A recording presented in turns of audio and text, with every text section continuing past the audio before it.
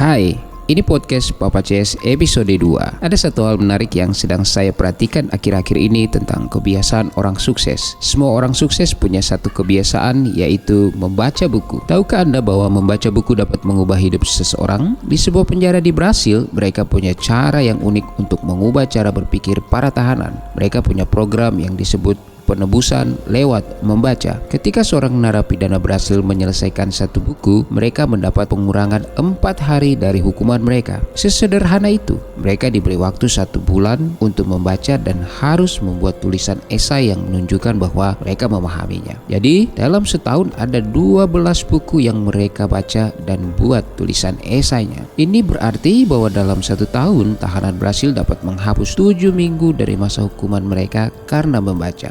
Hal ini membuat mereka akan keluar dari penjara lebih awal dari waktu yang ditetapkan.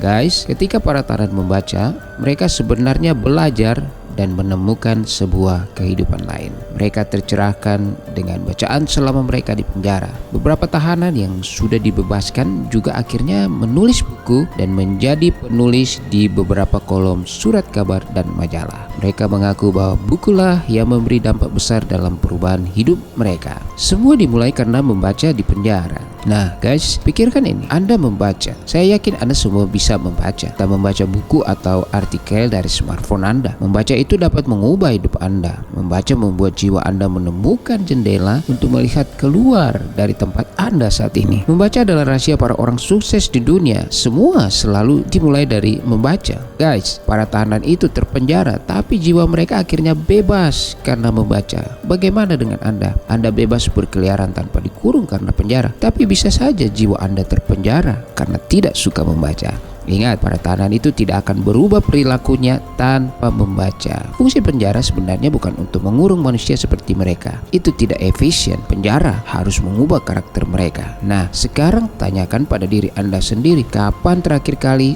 saya membaca buku? Ayo, baca buku hari ini. Kalau tidak hari ini, kapan lagi? Sekian podcast kali ini. Harapan saya, kamu rajin membaca. Jangan takut, terus bersuara. Sampai ketemu di podcast berikutnya.